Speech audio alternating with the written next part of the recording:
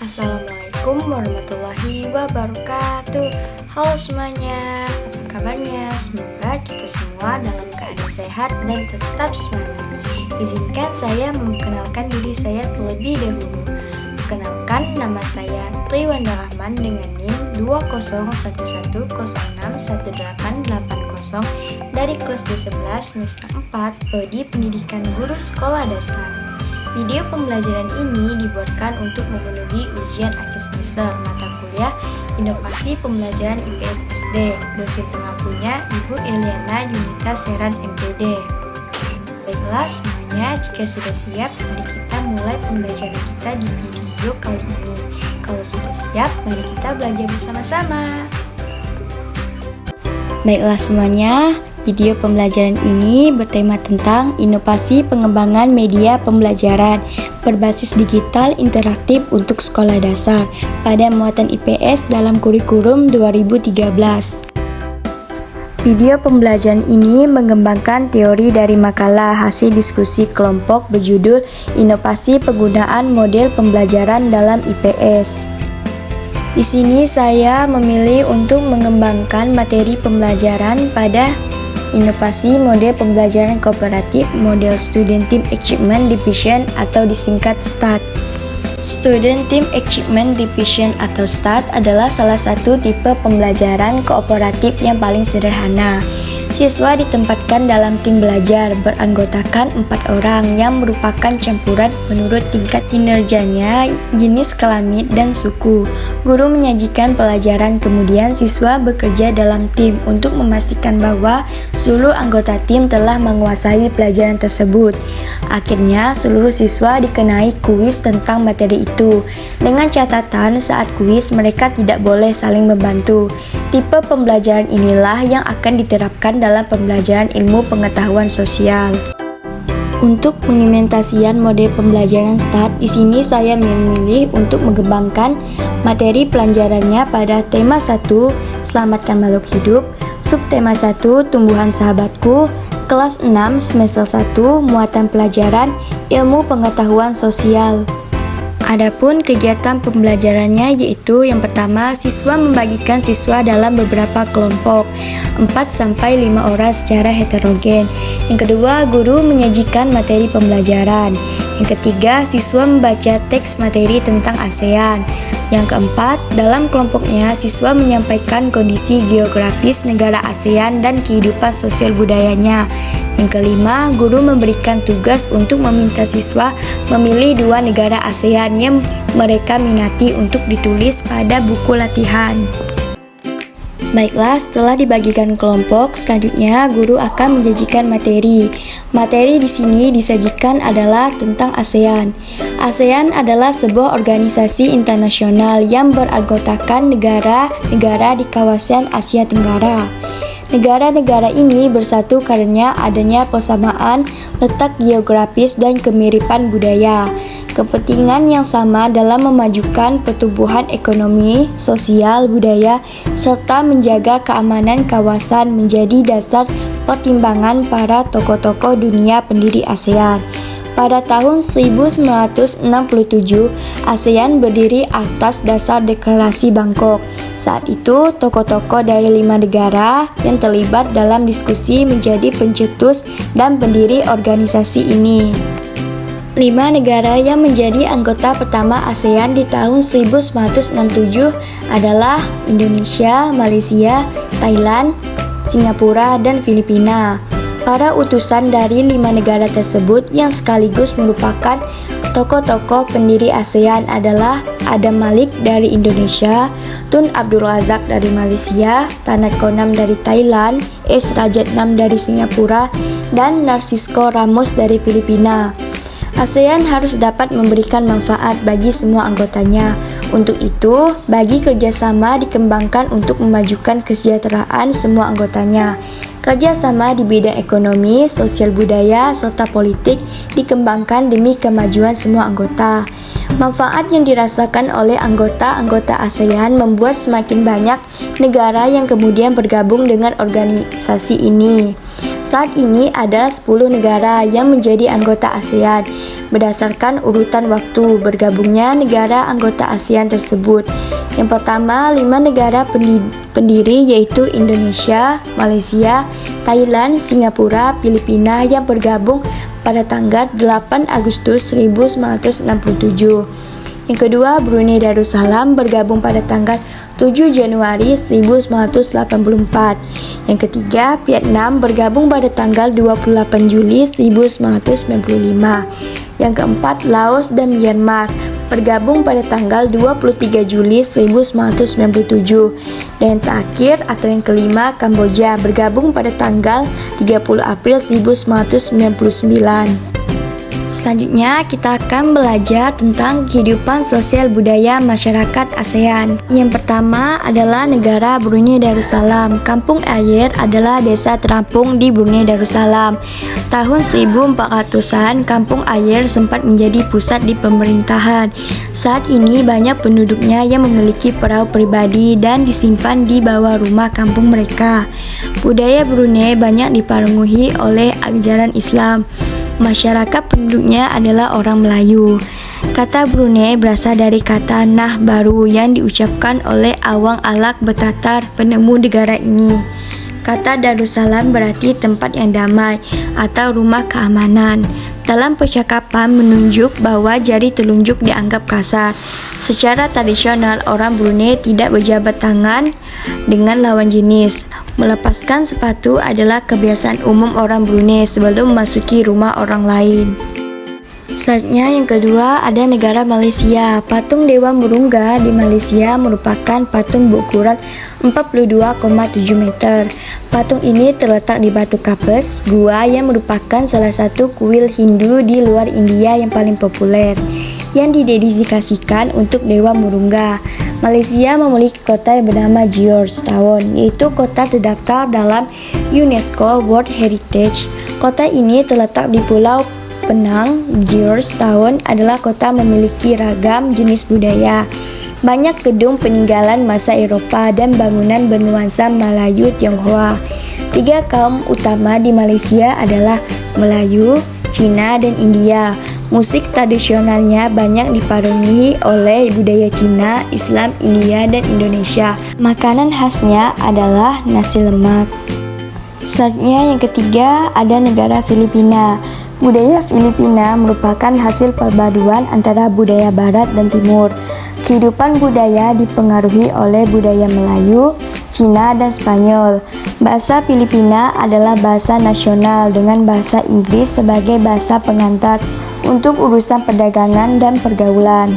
Ada 8 dialek utama yang digunakan oleh masyarakat Filipina, yaitu Tagok, Cebuano, Ilocano, Hiligaynon, Ilonggo, Bicol, Waray, Papango, dan Pangasinense.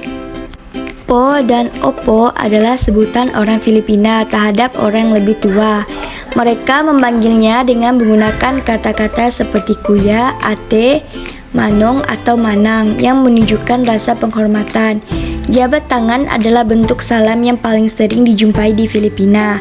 Tarian Tingkiling merupakan tarian masyarakat Filipina. Tarian ini menceritakan tentang burung tingkiling yang berjalan melompat menghindari perangkap bambu para petani padi. Selanjutnya yang keempat, negara Kamboja. Banyak candi di Kamboja terbuat dari batu. Dewa-dewa dari agama Hindu dan Buddha terukir pada tembok. Tari Apsara lahir pada tahun 2000 tahun lalu. Relief tarian banyak ditemukan di bangunan keagamaan di Kamboja. Orang Khmer mengenal syal kotak-kotak yang disebut karma. Pria dan wanita Khmer mengenakan bandul Buddha pada kalungnya. Tujuannya adalah untuk menjaga dari roh jahat dan membawa keberuntungan. Makanan terkenal di Kamboja adalah cha yang berarti tumisan. Yang kelima, negara Myanmar.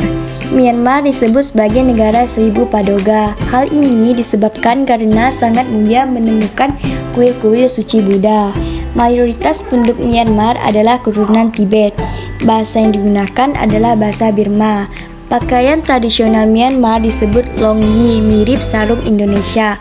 Namun, kain ini membelit bagian tubuh mereka, mulai dari perut hingga betis. Longyi yang berbahan kain katun bukan saja dikenakan oleh para pria dewasa, namun juga dikenakan oleh anak-anak dan wanita. Selanjutnya, negara Vietnam. Permainan menangkap jangkrik dengan mata tertutup adalah permainan tradisional anak Vietnam. Anak yang berada di tengah lingkaran matanya ditutup kain, menangkap salah satu teman dan menebak namanya. Vietnam terkenal dengan baju khasnya yang disebut Áo Dai. Topi caping pun banyak ditemui di sana. Orang Vietnam gemar duduk di dingklik, yaitu kursi yang sangat pendek. Bukan hanya untuk makan, bahkan untuk mengobrol pun mereka senang duduk di atas dingklik. Mayoritas orang Vietnam memiliki nama keluarga Nguyen. Hal ini disebabkan karena dinasti Nguyen berkuasa pada mulai tahun 1803 sampai 1945 dan merupakan dinasti terakhir di Vietnam. Selanjutnya yang ketujuh ada negara Laos. Laos berhubungan dengan penemuannya, yaitu Ai Lao. Orang Laos terkenal dengan kesabaran dan kesederhanaannya. Hal ini terkait dengan ajaran agama Buddha yang dianut oleh masyarakatnya. Olahraga tradisional di Laos adalah katau, seperti olahraga bola voli, namun menggunakan kaki untuk menangkap dan memukul bola. Bola tersebut terbuat dari anyaman bambu. Tahun baru Laos disebut Bun Pai Mai. Semua penduduk membersihkan rumah, mengenakan pakaian baru dan mencuci patung-patung Buddha. Makanan utama bangsa Laos adalah nasi dan beras ketan yang dimakan dengan tangan langsung. Orang Laos menyebut dirinya Luk Koi Niao, yang artinya anak turun nasi ketan. Upacara sakal, pemberian sedekah atau dikenal dengan Saibat, merupakan upacara di Laos. Para biksu membawa bakul kecil untuk mengitari sebagian kotak kecil untuk menerima sedekah dari penduduk setempat yang mayoritas beragama Buddha. Selanjutnya ada negara Singapura. Singapura memiliki lambang negara, yaitu Melion. Melion adalah patung berkepala singa dan berbadan ikan. Menurut mitos, Singapura dahulunya adalah kampung ikan. Kampung ini bernama Taman Sek yang berasal dari bahasa Jawa yang artinya lautan. Singapura berasal dari kata Sengsekerta, yaitu berarti kota singa. Penduduk Singapura berasal dari Cina, Melayu, India, dan Eropa. Kaum Baba adalah sebutan bagi keturunan Cina Melayu. Singapura memiliki 4 bahasa resmi, yaitu Melayu, Mandarin, Inggris, dan Tamil. Masyarakat Singapura memiliki budaya jalan kaki. Sekitar 80% masyarakat memilih untuk berjalan kaki kemana-mana. Hal ini disebabkan harga kendaraan, yaitu mobil dan bahan bakar, sangat mahal. Kepiting dan cabai adalah makanan yang sangat digemari oleh masyarakat Singapura. Selanjutnya, negara terakhir adalah Thailand. Thailand adalah salah satu negara di ASEAN yang tidak pernah dijajah bangsa Eropa. Thailand dalam bahasa Thai adalah Pathet Thai, yang artinya tanah kebebasan. Sejak tahun 1800-an, Thailand berubah nama, antara lain Siam, dari bahasa Sanskerta yang artinya gelap atau coklat, dan Thailand. Ramakien adalah cerita nasional Thailand yang mempengaruhi kehidupan masyarakat. Di Thailand, kepala adalah bagian tubuh yang paling dihormati. Tidak ada orang yang akan berani menyentuh kepala, bahkan kepala anak-anak. Sebaliknya, bagian kaki dianggap bagian yang paling hina karena dipakai sebagai alat untuk menapak di tanah. Oleh sebab itu, kaki tidak boleh dihadapkan ke patung suci atau orang lain. Indonesia dan Thailand memiliki minuman teh. Di beberapa daerah di Indonesia, kebebasan minum teh dilakukan secara temurun. Salah satunya adalah teh seduh poci. Oleh sebab itu, teh tersebut dinamakan teh poci. Di Thailand, teh disajikan dengan susu dan rempah-rempah. Teh tersebut dinamakan Thai Iced Tea dan disajikan dengan dingin. Selanjutnya kita masuk ke materi kondisi geografis Asia Tenggara. Letak geografis Asia Tenggara berada di antara 3 perairan, yaitu yang pertama Samudra Hindia dan Teluk Belanga di bagian barat, yang kedua Laut Cina Selatan di utara, dan yang ketiga Samudra Pasifik di timur. Wilayah Asia Tenggara dibagi menjadi 2 daratan, yaitu daratan berbentuk semenanjung. Wilayah berbentuk semenanjung adalah Myanmar, Thailand, Laos, Kamboja, Vietnam, dan wilayah Malaysia bagian barat. Yang kedua, ada daratan berbentuk gugusan kepulauan. Wilayah berbentuk gugusan kepulauan ini adalah Filipina, Indonesia, wilayah Malaysia bagian timur, Singapura, dan Brunei Darussalam. Selanjutnya kita masuk ke latihan. Guru memberikan tugas kelompok yaitu diskusikanlah kondisi geografis negara ASEAN dan kehidupan sosial budayanya dengan teman kelompokmu.